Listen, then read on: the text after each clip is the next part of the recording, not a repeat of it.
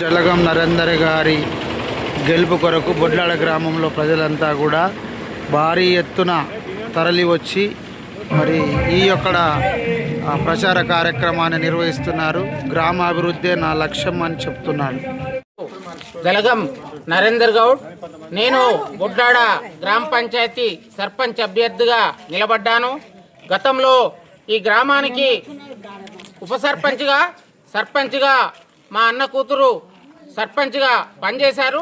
ఈ గ్రామంలో ఒక్క వీధి కూడా ఖాళీ లేకుండా మొత్తం సీసీ రోడ్లు పోసాము. గ్రామంలో దాతల సహకారంతో బడిలో 2 రూములు కట్టించాను. వాటర్ ప్లాంట్ దాతల సహకారంతో పెట్టించాను. స్కూల్లో విద్యార్థులకు ప్రొజెక్టర్ తెప్పించాను. మరియు పాఠశాలలో కుర్చీలు, బెంచీలు, కంప్యూటర్ తీసుకొచ్చాను. ఈ గ్రామానికి 25 సంవత్సరాల నుండి ₹1 తీసుకోకుండా నిస్వార్థంగా ప్రజలకు సేవ చేశాను. ఒక కొడుకుగా, ఒక అన్నగా సేవ చేశాను. ఇప్పుడు ఇంకా మిగిలి ఉన్న ఈ గ్రామానికి ఈ గ్రామంలో చాలా నిరుపేదలు ఎక్కువ ఉన్నారు.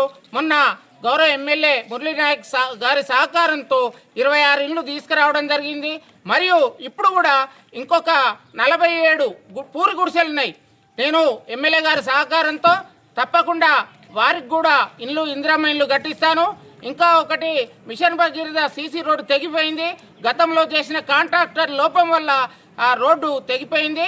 అది ఖచ్చితంగా ఎమ్మెల్యే గారి సహకారంతో 40 లక్షల ఎస్టిమేషన్ వేసి హైదరాబాద్కు ఈఎన్సీకి పంపించడం జరిగింది. త్వరలోనే అది కూడా పూర్తి చేస్తాను. గతంలో తండ నుంచి బొడ్లాడకు డాంబర్ రోడ్ శాంక్షన్ అయింది, సగం పూర్తయింది. ఇక డాంబర్ రోడ్డు వేసేదే మిగిలింది, అది కూడా కంప్లీట్ చేస్తాను. ఇంకొకటి ఏంటంటే ఈ మిషన్ భగీరథ వాటర్ ట్యాంక్ నుంచి పులిబోడు దగ్గర నుంచి మట్టి రోడ్డు పోసాము. ఇప్పుడు దాన్ని డాంబర్ రోడ్డు తప్పకుండా చేస్తాను. మరియు ఇళ్ళ ఇద్దుల నుంచి కొత్తపల్లి డాంబర్ రోడ్డు వరకు కూడా డాంబర్ రోడ్డు చేస్తాను. ఈ గ్రామంలో వీధి లైట్లు కానీ, సోలార్ లైట్లు కానీ అన్నీ తీసుకొచ్చాను. గ్రామ అభివృద్ధి లక్ష్యం. నిస్వార్థంగా పనిచేస్తాను. అవినీతిని అంతం చేసి ఈ గ్రామాన్ని డెవలప్ చేస్తుడే నా కోరిక. తప్పకుండా గ్రామ ప్రజలందరూ ఇది నాకు 58 సంవత్సరాలు నిస్వార్థంగా సేవ చేసినందుకు గుర్తింపుగా నాకు ఈ సర్పంచ్ పదవి మీరందరూ ఓట్లేసి గిఫ్ట్గా ఇవ్వాలని మనస్ఫూర్తిగా కోరుకుంటున్నా.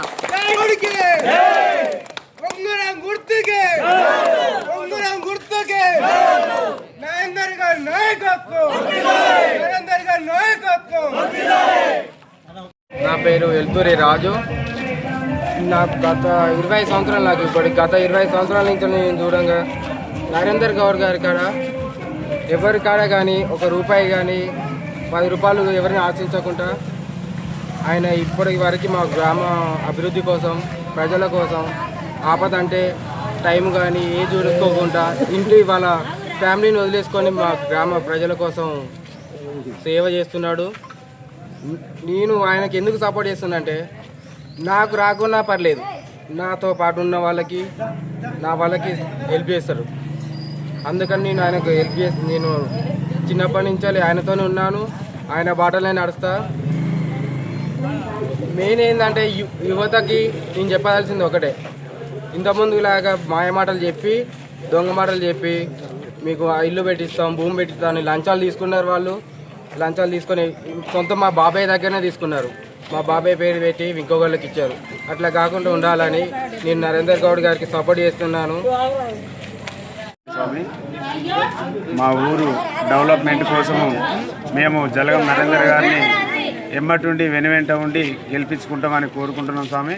అదేవిధంగా ఫస్ట్ మాకు ఆ స్వామి మా ఊరికి ఇచ్చిన గిఫ్టు ఈ యొక్క రామాలయాన్ని అందరి దాతలను పేరు పేరున తీసుకొచ్చి ముందడుగేసి ఫస్ట్ మాకు ఈ రామాలయం కట్టడం జరిగింది స్వామి. తర్వాత ఈ ఊరిలో గ్రామ పంచాయతీకి ప్రతి వీధిన సీసీ రోడ్లు లేవనుకుంటూ మా వాడకు రావాలంటే మా వాడకి ఒక సాగలామె అన్నానికి రావాలంటే రాలేని పరిస్థితి ఉండే స్వామి. ఆ స్వామి గెలిచినాక, నరేందర్ గౌడ్ స్వామి గెలిచిన తర్వాత మాకు రోడ్లు పోసి మాకు వీధికి బుగ్గలు లైట్లు పెట్టించి పండగ పబ్బం వచ్చిందంటే ప్రతి పండుగ రాని ప్రతి పండుగకు ముందుండి పండుగ చేసి ఊరును మొత్తం అంతా సుఖ సంతోషాలతో ఆయుధారోగ్యాలతో ఉండాలని ఆ భగవంతుని కోరుకుంటూ ముందడికి వేసుకుంటూ వచ్చిండు స్వామి.